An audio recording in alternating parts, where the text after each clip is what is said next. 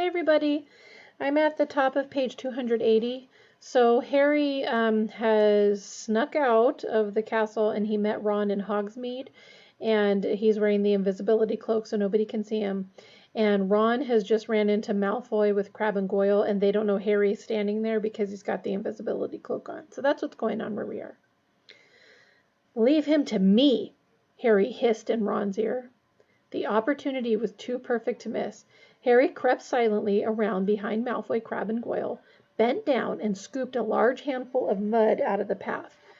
"We were just discussing your friend Hagrid," Malfoy said to Ron, just trying to imagine what he's saying to the Committee for the Disposal of Dangerous Creatures.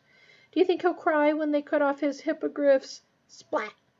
Malfoy's head jerked forward as the mud hit him. His silver blonde hair was suddenly dripping in muck. "What the—" Ron had to hold on to the fence to keep himself standing, he was laughing so hard.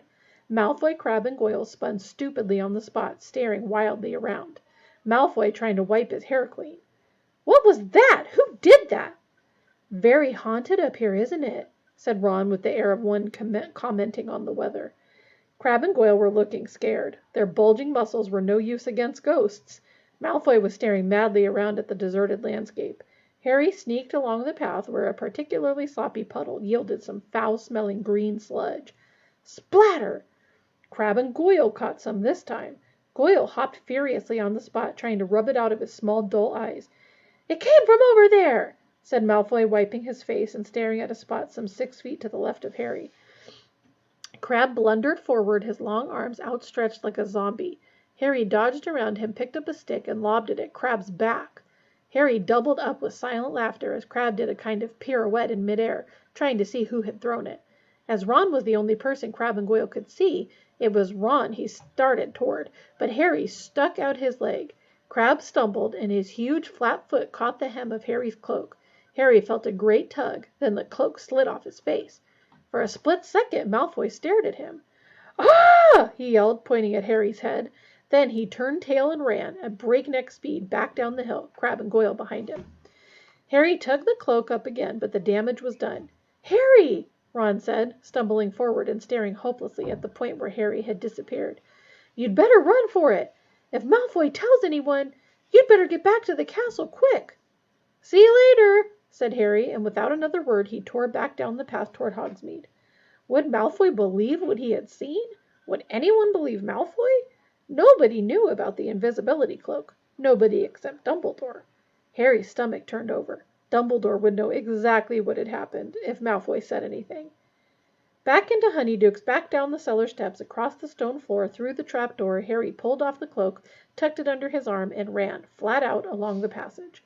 Malfoy would get back first. How long would it take him to find a teacher? Panting, a sharp pain in his side, Harry didn't slow down until he reached the stone slide. He would have to leave the cloak where it was. It was too much of a giveaway in case Malfoy had tipped off a teacher. He hid it in a shadowy corner, then started to climb fast as he could, his sweaty hands slipping on the sides of the chute. He reached the inside of the witch's hump, tapped it with his wand, stuck his head through, and hoisted himself out. The hump closed, and just as Harry jumped out from behind the statue, he heard quick footsteps approaching. It was Snape. He approached Harry at a swift walk, his black robe swishing, then stopped in front of him. "So," he said. There was a look of suppressed triumph about him.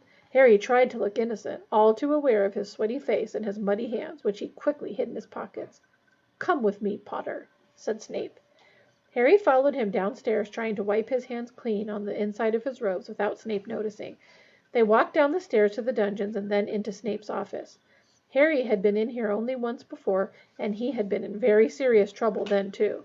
Snape had acquired a few more slimy, horrible things in jars since last time, all standing on shelves behind his desk, glinting in the firelight and adding to the threatening atmosphere.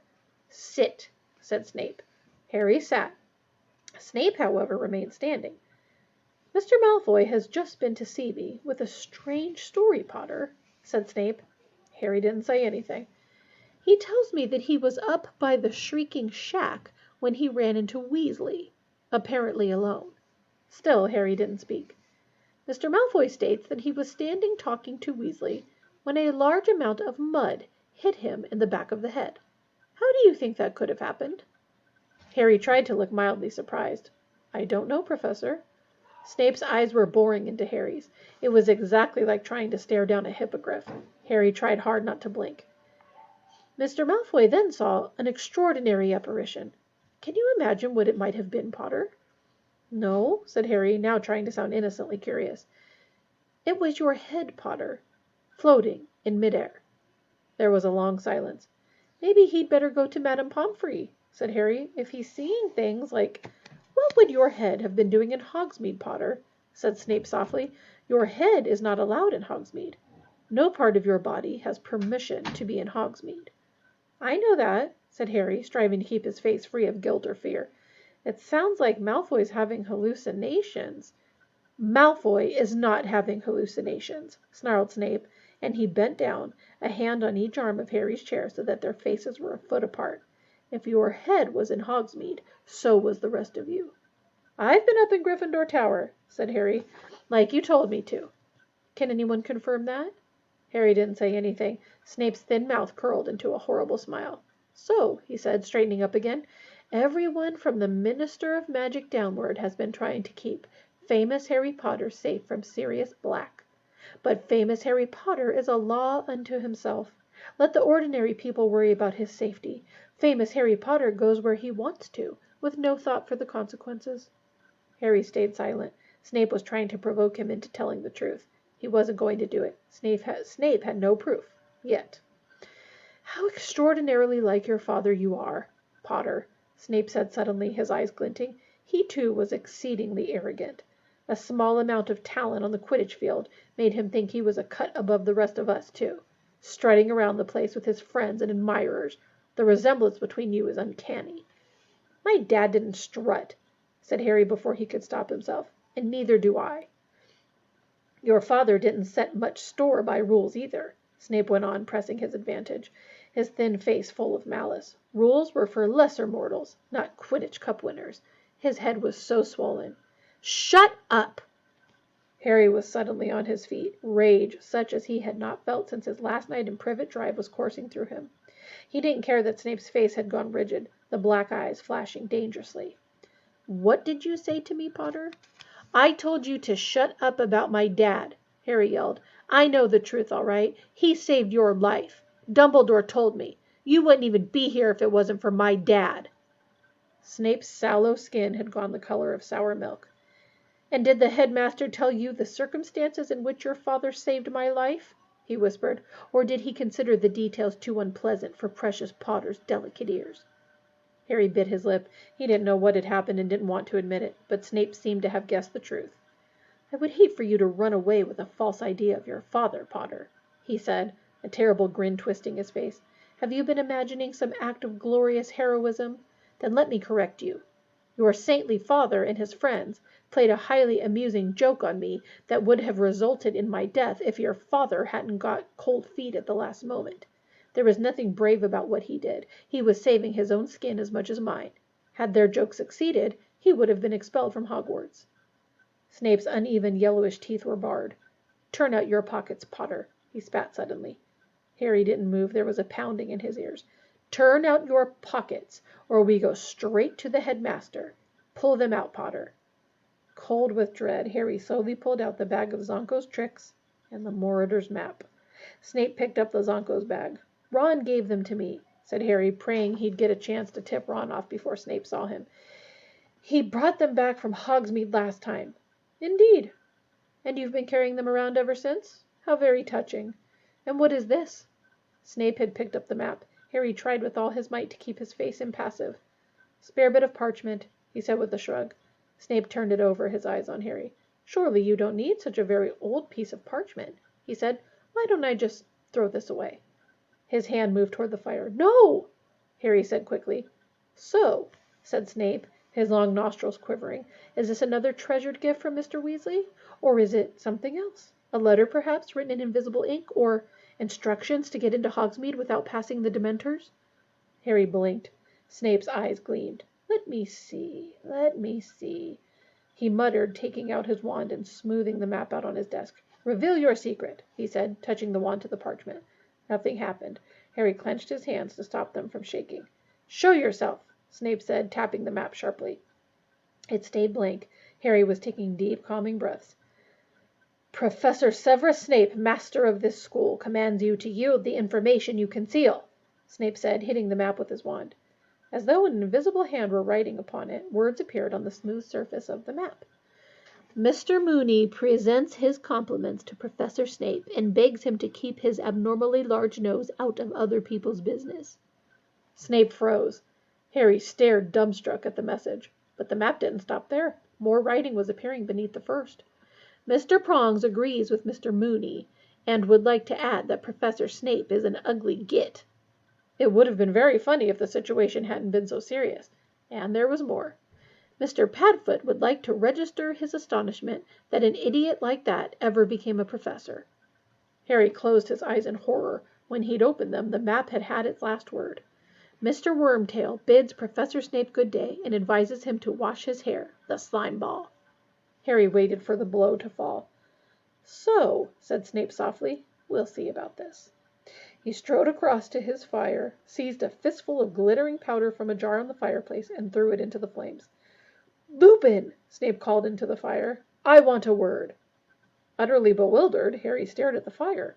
A large shape had appeared in it, revolving very fast. Seconds later, Professor Lupin was clambering out of the fireplace, brushing ash off his shabby robes. You called, Severus? Said Lupin mildly. I certainly did, said Snape, his face contorted with fury as he strode back to his desk. I have just asked Potter to empty his pockets. He was carrying this. Snape pointed at the parchment on which the words of Monsignors Mooney, Wormtail, Padfoot, and Prongs were still shining. An odd, closed expression appeared on Lupin's face. Well, said Snape. Lupin continued to stare at the map. Harry had the impression that Lupin was doing some very quick thinking. Well, said Snape again. This parchment is plainly full of dark magic. This is supposed to be your area of expertise, Lupin. Where do you imagine Potter got such a thing?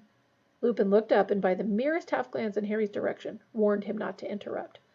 Full of dark magic, he repeated mildly. Do you really think so, Severus? It looks to me as though it is merely a piece of parchment that insults anybody who reads it. Childish, but surely not dangerous. I imagine Harry got it from a joke shop. Indeed, said Snape. His jaw had gone rigid with anger. You think a joke shop could supply him with such a thing? You don't think it more likely that he got it directly from the manufacturers? Harry didn't understand what Snape was talking about, nor apparently did Lupin. You mean by Mr. Wormtail or one of those people? He said. Harry, do you know any of these men? No, said Harry quickly. You see, Severus, said Lupin, turning back to Snape, it looks like a Zonko product to me. Right on cue, Ron came bursting into the office. He was completely out of breath and stopped just short of Snape's desk, clutching the stitch in his chest and trying to speak. I gave Harry that stuff, he choked. Bought it in Zonko's ages ago. Well, said Lupin, clapping his hands together and looking around cheerfully. That seems to clear that up. Severus, I'll take this back, shall I? He folded the map and tucked it inside his robes.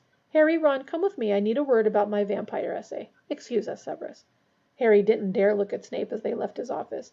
He, Ron, and Lupin walked all the way back into the entrance hall before speaking. Then Harry turned to Lupin. Professor, I don't want to hear explanations, said Lupin shortly. He glanced around the empty entrance hall and lowered his voice. I happen to know that this map was confiscated by Mr. Filch many years ago. Yes, I know it's a map, he said as Harry and Ron looked amazed. I don't want to know how it fell into your possession. I am, however, astounded that you didn't hand it in, particularly after what happened the last time a student left information about the castle lying around. And I can't let you have it back, Harry. Harry had expected that and was too keen for explanations to protest. Why did Snape think I'd got it from the manufacturers? Because, Lupin hesitated, because these map makers would have wanted to lure you out of school. They'd think it extremely entertaining. Do you know them? Said Harry, impressed. We've met, he said shortly. He was looking at Harry, now more serious than ever before. Don't expect me to cover up for you again, Harry. I cannot make you take Sirius Black seriously. But I would have thought that you would have heard when the Dementors draw nearer you would have had more of an effect on you. Your parents gave their lives to keep you alive, Harry. A poor way to repay them, gambling their sacrifice for a big bag of magic tricks. He walked away, leaving Harry feeling worse by far than he had at any point in Snape's office. Slowly he and Ron mounted the marble staircase. As Harry passed the one-eyed witch, he remembered the invisibility cloak. It was still down there, but he didn't dare go and get it. It's my fault, said Ron abruptly. I persuaded you to go. Lupin's right. It was stupid. We shouldn't have done it. And that's the end of chapter 14.